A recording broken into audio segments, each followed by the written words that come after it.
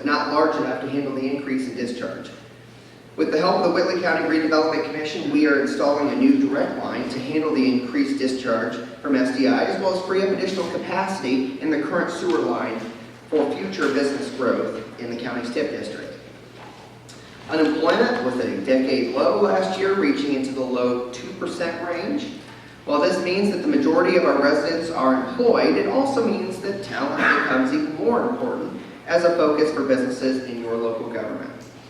The City Council passed a new city policy that began paid maternity and paternity leave for city employees who birth or adopt a child. Columbia City is one of multiple communities in the state of Indiana who have recently adopted this policy as a way to attract and retain talent to our employee pool. We also completed a route study for the new trail extension from Vine Street at Line Street to the new Columbia City High School / Indian Springs Middle School / Little Turtle Elementary School campus. The study reviewed multiple ways to connect the campus to our trail system and our downtown for pedestrian and bike riders. We have applied for a trail grant and are awaiting word on funding for the construction of this project. The Redevelopment Commission also brought a major project to a successful conclusion. The RDC embarked multiple years ago on an insurance recovery lawsuit that in 2018 brought resolution and financial resources toward the cleanup of the former Cardinal Grain LML Corporation building on South Chauncey Street. A new project will now begin with the demolition of this beautiful building and contamination cleanup at the site. Of course, no recap would be complete without the Russell and Evelyn Fall Aquatic Center, which opened on July 7, 2018 to much fanfare. In just 6 weeks of operation, we saw over 14,000 people use that facility. That's an extraordinary number, especially if you consider that the former Burnworth Memorial Pool averaged a yearly attendance in a 13-week season of 2,000 people. This facility, as you well know, is imperative to attracting and retaining talent for decades to come. So that's just a taste of the many projects that occurred in 2018. Yet many additional improvements are on the horizon. In 2019, we'll continue to seek to grow our population by working with local builders and developers to grow our housing stock, whether that's single-family housing or apartments, and encourage growth among our business community. Within the next 2 months, you will see ground broken on a major construction project in downtown Columbia City. The Van Buren Flats will be a new 3-story apartment building that will provide additional residential living options in the heart of our community. The roughly $5 million project is a partnership between the Columbia City Redevelopment Commission and the private developer, and will be a welcome addition to what is currently a vacant gravel lot in the middle of our community. Many subdivisions are now expanding, including Ravenwood and Cambridge Crossing, and discussions continue with other individuals who could increase our housing stock in Columbia City in the future. Of course, we're on the precipice of everyone's favorite 2020 census coming up. It will be vital for all of our residents to fill out the census information completely. Many people don't realize the true impact the census has on our community, whether it comes to grant dollars distributed or economic factors that private companies and businesses actually look at, or how the city is treated in regards to being a part of the state of Indiana. My goal has been to get to a population of 10,000 people by 2020, and I've said before that getting to that goal will give us many more economic opportunities into the future. We have 1 year left to continue building on this success, as I've already mentioned. And I have a strong feeling that we will be very close to that number.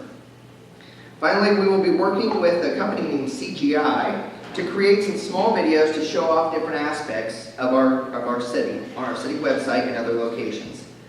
The project won't cost taxpayer dollars and is scheduled to start this summer. I'm excited to build off the successes of our previous video, which we'll continue to use into the future. Now on the safety front, we're in the middle of the process of hiring 5 different police officers, all as replacements for officers either leaving or retiring. With a strong job market comes an increased challenge for our city government in retaining and attracting new talent. We are considering ways to increase retention among all departments within our city. Without sounding like a broken record, kind of changing gears, Our fire department will be adding yet another member to their ranks. We've continued to build this department in order to achieve a minimum staffing of 3. Now, in previous years, there's been times where we've only had 1 full-time firefighter actually on duty. We've worked our way up to a minimum staffing now of 2, and we'll reach a minimum staffing of 3 within the next couple of years. We have a great group of volunteer firefighters that work side by side with our full-timers. But as with all social organizations, we continue to be challenged to find additional volunteers, which is really a nationwide issue. Adding staff not only improves our firefighting ability, but also our medical responsiveness. And of course, also in public safety, I spoke earlier about our new dispatch center that's being built. Our city's public safety will be dramatically enhanced by this improvement. And finally, as you may have heard, this past Tuesday, our city council approved a safe haven baby box to be installed into our fire station. This box is a last resort for mothers who feel they cannot care for their baby and want to relinquish it under the Indiana Safe Haven law. While we hope and pray that children can and will stay with their birth parents, some situations just don't pan out the way we want. At the end of the day, the baby box is a safer, better, more loving option for these children than finding them, unfortunately, deceased. Further, we are so thankful to the Whitley County Republican Women's Club and the Northern Indiana Right to Life for already fundraising 2/3 of the cost of the baby box and installation. This is yet another example of how our residents see a need and step up to the plate for the benefit of all. Community investment will make for yet another very busy year in Columbia City. Although not funded in the Fall 2018 Community Crossings Grant Round, we are resubmitting for over $1 million in paving projects across the city in 2019.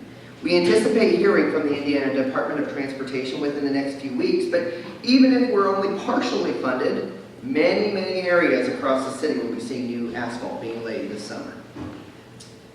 We rolled out a neighborhood beautification grant program earlier this year, and have extended the application deadline to April 1st. It was March 1st. We bumped it back to April 1st, hoping we'll get a couple more applicants. So if you're interested, now that winter is subsiding, hopefully. This program is exciting because it truly is a public-private partnership. 3 neighbors can get together and pool resources and complete a beautification project in their neighborhood, which can be matched dollar for dollar up to $1,000 by the city. It's a great opportunity to assist residents as they spruce up their portion of our community. The parks will be working on multiple investment projects this year, including the installation of new bathrooms at DeVol Field. This is necessary as a multitude of sporting events, probably many that you have all attended, and activities take place at these park facilities. Further, we'll be adding to the excitement of the Russell and Evelyn Fall Aquatic Center with the construction of a multi-use area on the northwest side. The asphalt base will include 3 pickleball courts, any pickleball fans out there, and 2 half basketball courts. Now, once fall arrives, a new synthetic ice skating rink will be installed and used for residents to enjoy throughout the winter months. We're excited to make the Fall Aquatic Center a multi-seasonal facility. We'll also be adding some new playground equipment at Southside Park along Swinehurst Street. Finally, the parks will soon begin a planning process for the current CCHS property. With the Aquatic Center completed, we are now turning our focus toward the future of the area directly adjacent to it. And as you know, the new Columbia City High School is being built along State Road 9. So once vacated in fall of 2020, the current CCHS will be deconstructed and turned into green space. Once complete, the City Parks Department will take over this land. The future of what will go on this land, how it's going to be used, is still in the planning stages. Therefore, we will be embarking on a planning process within the next few months that will engage our citizenry to find out what they want in a new park space. The plan will also include a new vehicular bridge with sidewalks to connect Morses Park across the river to the new property. Stay tuned for more opportunities to give your input. And speaking of planning, we're going to restart the downtown planning process again this summer. We'll be applying for a grant to assist us in preparing for renovation of our downtown infrastructure, for sidewalks and curbs, for streets and public art. As with the park planning process, we will be frequently engaging the public to get their opinions. I'm excited to see what kind of improvements and enhancements can be made to the heart of our community. On the infrastructure front, much work is yet to be done. We received word last year that the city was awarded $700,000 toward the final phase of our long-term control plan project. That's great news. The picture here is just one piece of a much larger project which will complete our federally mandated plan, installing underground retention basins to capture and hold combined sewer stormwater until the rain event ends, then sending that to the water pollution control facility. As a reminder, this project was originally 2 projects with an estimated cost of $10 to $12 million. That's now 1 project estimated to be $9 million and will be completed 4 years ahead of schedule. The construction will begin this fall and will continue through fall of 2020. We were handed yet another mandate a few years ago regarding our phosphorus limits. With the blue-green algae blooms that have become an issue in multiple parts of the United States, the federal government has mandated us through the state of Indiana to lower the amount of phosphorus that's discharged into the river from our treatment facility. So, we are now mandated to make improvements to the facility in order to decrease the amount of phosphorus going into the Blue River. I know, this is really exciting material, isn't it? I know, I can tell. This project is anticipated to cost somewhere around $800,000. The electric utility is working on multiple projects, including a new solar park. Solar panel technology has steadily become more economical and efficient. We're partnering with our power provider, the Indiana Municipal Power Agency, to find a suitable location for a solar park in Columbia City. This is one way in which we can continue to diversify the IMPA portfolio and help limit peak demand cost. The electric department is also moving toward going completely with AMI meters, automatic meter reading. As I mentioned in the past, we currently have a 100-meter pilot project that is showing us great results. These meters literally tell us if something is going